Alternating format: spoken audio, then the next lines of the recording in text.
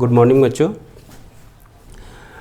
पिछले क्लास में हम लोगों ने फिजिकल क्वांटिटी और उसके मैग्नीट्यूड को डिटेल में देखा था, ठीक है। तो आज अब हम लोग देखेंगे यूनिट। आज इसको डिटेल में देखते हैं कि यूनिट क्या है। तो चलिए स्टार्ट करते हैं। तो सबसे पहले कि यूनिट है क्या। तो कोई भी जब हम लोग मेजरमेंट करते हैं किसी भी फिजिकल क्वांटिटी का, लेंथ हो, मास हो, कोई भी मेजरमेंट करते हैं तो एक स्टैंडर्ड सेलेक्ट करते हैं और वहीं यूनिट होता है। तो पहले स्टैंडर्ड को यहाँ समझते हैं कि क्या है। जैसे मान लेते हैं कि अब हम मेजर करना चाहते हैं कि ये बोर्ड का लेंथ कितना है, और चलिए मेरे पास अभी कुछ है नहीं और बोर्ड का लेंथ मेजर करना है, तो इससे भी हम लोग मेजर कर सकते हैं। इसको हैंड स्पैन बोलते हैं, ऐसे इसको लोग बीता भी बोलते हैं। तो चलिए मेजर करते हैं। 1 बीता, 2 बीता, 3 बीता, 4 बीता, 5 बीता और 5.5 बीता। तो अब लेंथ को क्या लिखेंगे? 5.5 बीता, यानी इसको हैंड स्पैन। Hand span.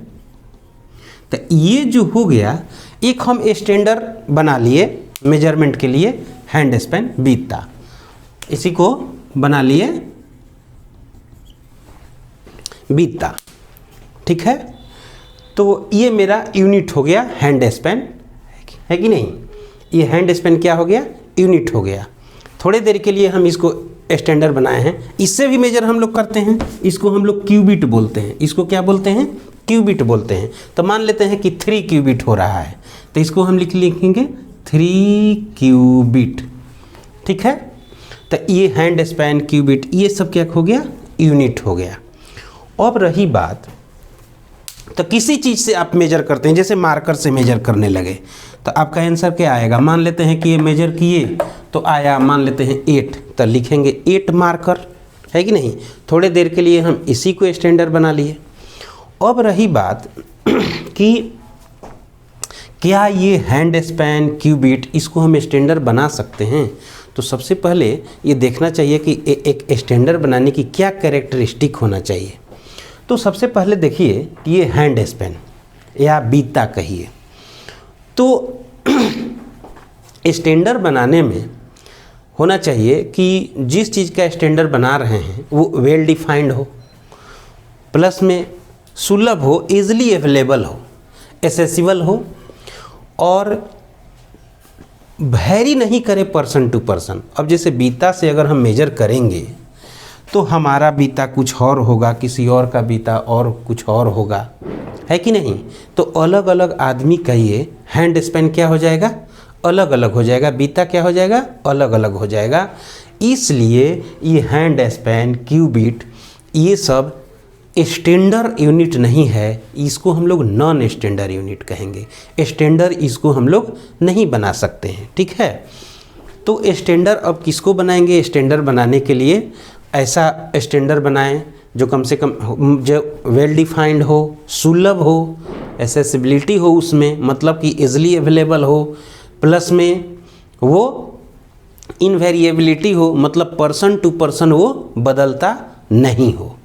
तो इसको हम लोग, तो चलिए अब यूनिट को डिफाइन करते हैं कि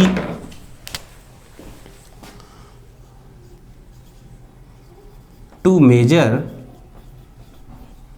अ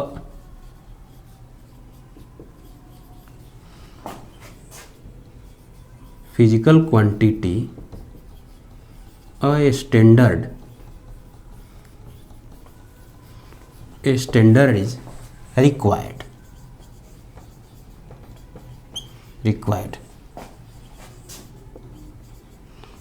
which is called unit, ठीक है, which is called unit।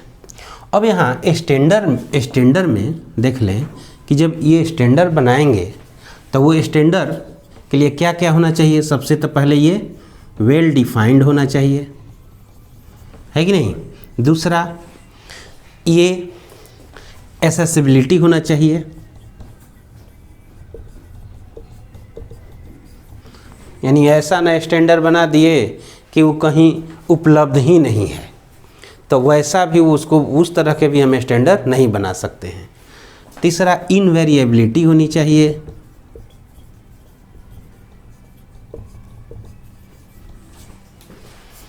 मतलब वो पर्सन टू पर्सन वैरी ना करे। अब जैसे मान लेते हैं कि बीता को हम ले लेते हैं, अगर स्टैंडर्ड बना दें तो सबसे तो पहले कि अलग अलग आदमी का अलग अलग बीता हो जाएगा, इसलिए इसको कहेंगे कि ये रिलायबल नहीं है, इसको हम स्टैंडर्ड नहीं बना सकते हैं।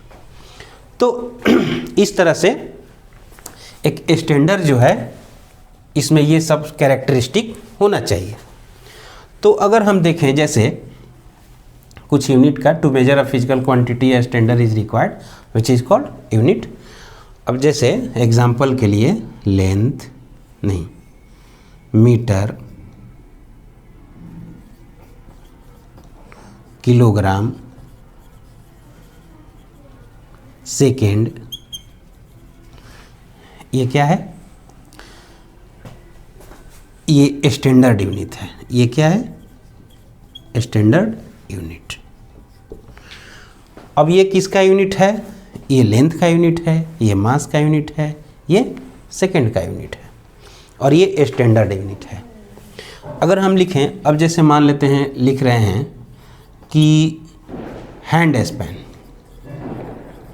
स्पैन, क्यूबिट, फुट स्पैन, हम लोग ये पैर से भी जो ऐसे मेजर करते हैं कोई डिस्टेंस 1 2 3 करके, तो वो फुट स्पैन होता है।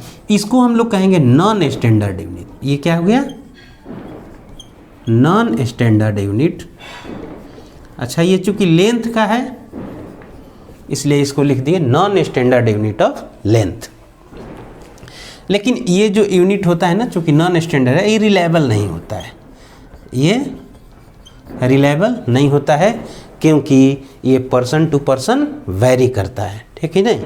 ये unit person to person vary करता है, इसलिए ये रिलायबल नहीं है। तो यूनिट में हम लोग देख ले कि ये स्टैंडर्ड यूनिट हो गया और ये नॉन स्टैंडर्ड यूनिट हो गया, क्योंकि ये इस कैरेक्टरिस्टिक को फॉलो नहीं करता है। तो ये था यूनिट। तो इसको मिटाते हैं।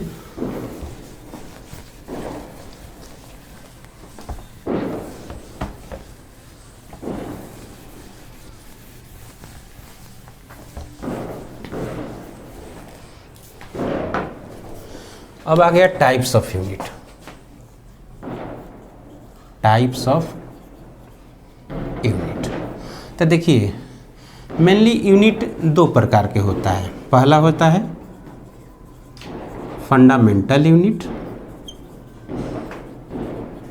फंडामेंटल यूनिट्स, और इसको बेसिक यूनिट भी बोलते हैं। और दूसरा हो गया डिराइव्ड यूनिट, डिराइव्ड यूनिट्स। लेकिन और दो यूनिट होता है, जैसे एक हो जाता है सप्लीमेंट्री यूनिट। क्या होता है? Supplementary unit. और एक होता है प्रैक्टिकल यूनिट। क्या होता है? Practical unit. अब फंडामेंटल यूनिट किसको कहते हैं? तो फंडामेंटल यूनिट उसको कहेंगे जो दूसरे यूनिट पर डिपेंड नहीं करता हो। बेसिक, बेसिक का मतलब ही होता है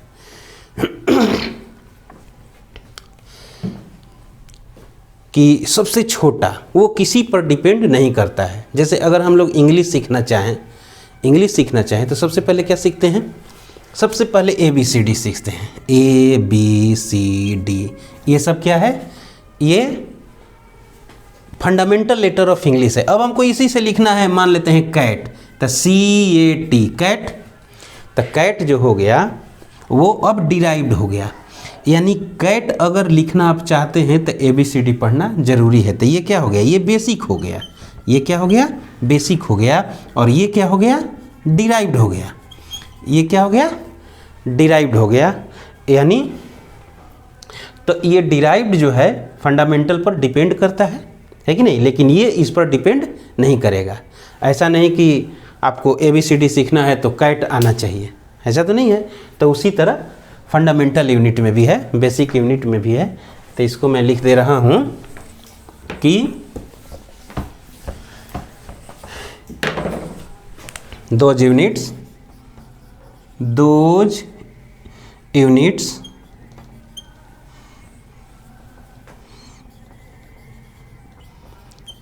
which are independent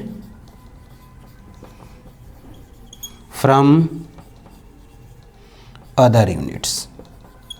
Those units which are independent from other units are called fundamental units. Fundamental units. अब एग्जाम्पल के लिए जैसे मान लेते हैं मीटर हो गया,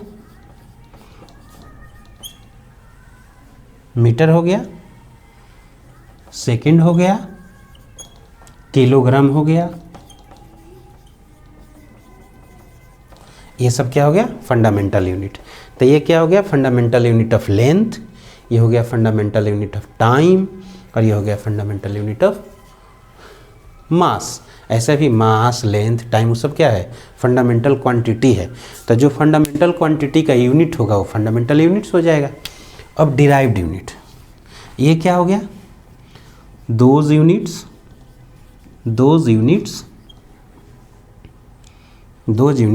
which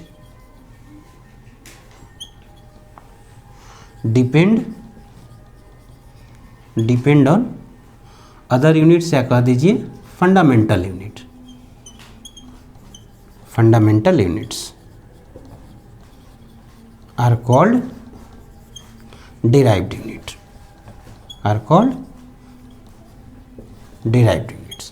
ठीक है। तो जैसे अगर इसमें एग्जाम्पल के लिए देखें तो क्या हो जाएगा? अब यूनिट ऑफ स्पीड, जैसे स्पीड का यूनिट, तो स्पीड बराबर क्या होता है? स्पीड बराबर होता है डिस्टेंस बाई टाइम। तो यूनिट ऑफ स्पीड को मैं V से लिख दिया, यूनिट ऑफ स्पीड क्या हो जाएगा?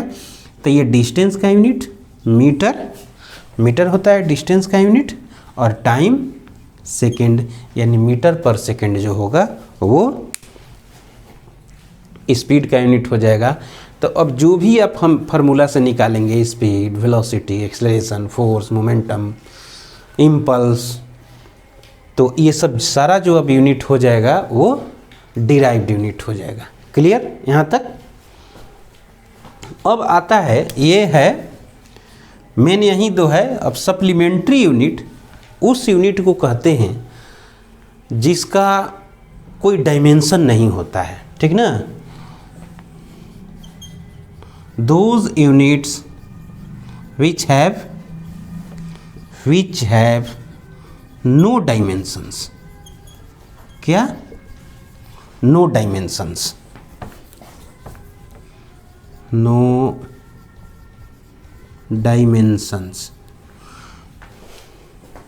डायमेंशन, वैसा यूनिट जिसका कोई डायमेंशन नहीं होता है। जैसे प्लेन एंगल, ठीक है। प्लेन एंगल का कोई डायमेंशन नहीं होता है, इसका यूनिट होता है रेडियन।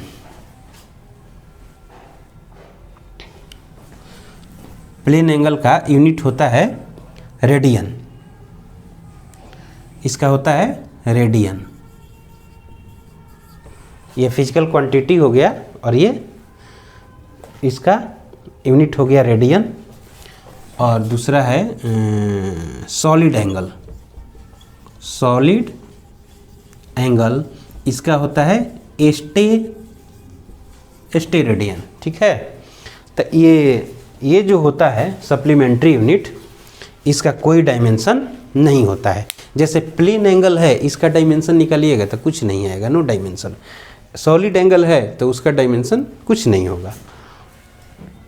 अब एक आता है प्रैक्टिकल यूनिट। तो देखिए, ये हम लोग मेजरमेंट के लिए, कहने का मतलब कन्वेनियंस के लिए हम लोग इसको इस्तेमाल करते हैं, इसको मैं मिटा रहा हूँ। प्रैक्टिकल यूनिट,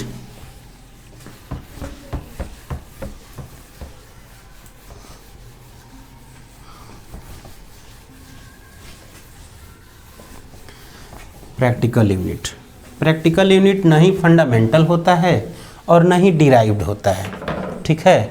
जैसे मान लेते हैं कि प्रैक्टिकल यूनिट में अगर लिखें लाइट ईयर,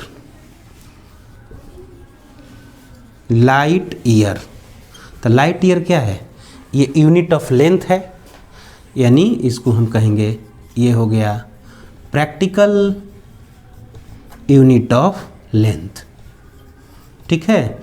बहुत सारे फिजिकल क्वांटिटी में जैसे हॉर्स पावर हो गया, प्रैक्टिकल यूनिट ऑफ वर्क हो गया, पावर हो गया, है कि नहीं। माइक्रोन हो गया, प्रैक्टिकल यूनिट ऑफ लेंथ हो गया। तो ये हो गया प्रैक्टिकल यूनिट।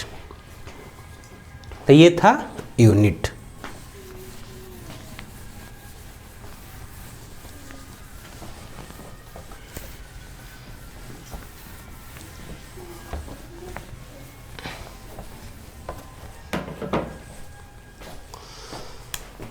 अब आ गया सिस्टम ऑफ यूनिट। अब आ गया system of unit. System of unit एक तरह से कहिए एक कलेक्शन ऑफ यूनिट है। सिस्टम ऑफ यूनिट, इसमें 4 सिस्टम आ जाएगा। पहला हो गया एफपीएस सिस्टम, दूसरा हो गया सीजीएस सिस्टम, तीसरा हो गया एमकेएस सिस्टम और चौथा हो गया एसआई सिस्टम। तो ये सब अभी सिंपल है। एफपीएस सिस्टम ये तो 9th-10th क्लास में भी ये पढ़ना रहता है। एफपीएस सिस्टम नाम से ही क्लियर है कि foot pound second system. Foot pound second system यानी इस सिस्टम में लेंथ को किस चीज़ में मेजर करेंगे, इस सिस्टम में लेंथ को किस चीज़ में मेजर करेंगे, फुट में, एफटी। और पाउंड मास को किस चीज़ में मेजर करेंगे, तो पाउंड को एलवी बोलते हैं। और टाइम को किस चीज़ में मेजर करेंगे, सेकेंड में, ठीक है, सेकेंड में। अगर हम कहें कि unit of speed in FPS system, तो क्या हो जाएगा, फुट पर सेकेंड, ठीक ना। क्योंकि स्पीड बराबर क्या होता है, डिस्टेंस बाई टाइम। तो डिस्टेंस तो यहाँ फीट में मेजर करते हैं, तो फीट बाई सेकेंड यानी फीट पर सेकेंड। तो नाम से ही क्लियर है। अब यहाँ देखते हैं सीजीएस सिस्टम। तो सीजीएस में सेंटीमीटर ग्राम सेकेंड सिस्टम क्या हो गया, यानी इसमें लेंथ को किस चीज़ में मेजर करेंगे, सेंटीमीटर में। मास को किस चीज़ में मेजर करेंगे, ग्राम में। और टाइम को किस चीज़ में मेजर करेंगे, सेकेंड में, ठीक है। ऐसे लिख देते हैं सेकेंड में। तो यहाँ अगर स्पीड का यूनिट देखें, इसमें स्पीड का यूनिट क्या होगा, सीजीएस सिस्टम में unit of speed in CGS system में, चलिए टोटल लिख देते हैं, unit of speed in CGS system. तो क्या हो जाएगा, अब यहाँ फीट था तो यहाँ सेंटीमीटर हो जाएगा, सेंटीमीटर पर सेकेंड, ठीक है। अब आ गया एमकेएस सिस्टम। क्या आ गया, एमकेएस सिस्टम। तो एमकेएस सिस्टम में इसमें लेंथ को किस चीज़ में मेजर करेंगे, लेंथ को मेजर करेंगे मीटर में। लेंथ को किस चीज़ में मेजर करेंगे, मीटर में। और मास को किस चीज़ में मेजर करेंगे, मास को किलोग्राम। मास को किस चीज़ में करेंगे, किलोग्राम। ये हो गया मीटर और ये हो गया किलोग्राम। और टाइम को सेकंड में, टाइम को किस चीज़ में मेजर करेंगे? सेकंड में टाइम। तो अब देखिए तीनों में टाइम जो है, इसमें भी टाइम सेकंड में, इसमें भी टाइम सेकंड में, इसमें भी टाइम सेकंड में, है कि नहीं? तो ये तो टाइम इसी तरह याद हो गया। अब बस लेंथ और मास याद रखना है कि नहीं? अच्छा, ये तीनों सिस्टम का खास बात एक चीज़ देखो कि तीनों सिस्टम में 3 ही फंडामेंटल यूनिट है। क्या है? 3 ही फंडामेंटल यूनिट है, ठीक ना? यानी 3 ही फिजिकल क्वांटिटी को इसमें इंक्लूड किया गया है, ठीक है? तो अब ये सिस्टम का प्रॉब्लम ये है कि फिजिक्स में फिजिकल क्वांटिटी जितना है, अब वो सारे फिजिकल क्वांटिटी जो लेंथ, मास और टाइम पर डिपेंड करता है, उसका तो यूनिट ये लोग से निकल जाएगा ये सिस्टम से। लेकिन जो लेंथ, मास और टाइम के अलावे और दूसरे क्वांटिटी पर निर्भर करता है, उसका ये यूनिट नहीं निकाल पाएगा। अब जैसे अब हम कहें कि चार्ज का यूनिट ले लें, तो चार्ज का यूनिट एफपीएस सिस्टम में, तो बताइए अब चार्ज बराबर करंट गुणित टाइम है, तो करंट इसमें है ही नहीं, है कि नहीं? उसी तरह बहुत सारे क्वांटिटी है, खासकर मैग्नेटिज्म में आ जाइए तो बहुत सारे क्वांटिटी को ये सब निकालने में, यानी कहिए कि हर फिजिकल क्वांटिटी को इससे निकालना थोड़ा पॉसिबल नहीं है कि नहीं? इसलिए एक नया सिस्टम बनाया गया जो बहुत इससे थोड़ा सा बड़ा है। उसमें क्या किए कि फंडामेंटल क्वांटिटी के नंबर को बढ़ा देते हैं, जिसको हम लोग एसआई सिस्टम बोलते हैं, ठीक है? एसआई सिस्टम बोलते हैं, जिसको हम लोग इंटरनेशनल सिस्टम बोलते हैं, ठीक ना? तो इंटरनेशनल सिस्टम में फंडामेंटल क्वांटिटी की संख्या को, यानी कहिए कि फंडामेंटल यूनिट को 7 कर दिया गया और 2 सप्लीमेंट्री भी कर दिया गया, ठीक है? तो चलिए नेक्स्ट क्लास में हम लोग अब देखेंगे एसआई सिस्टम। आज के लिए इतना ही, धन्यवाद।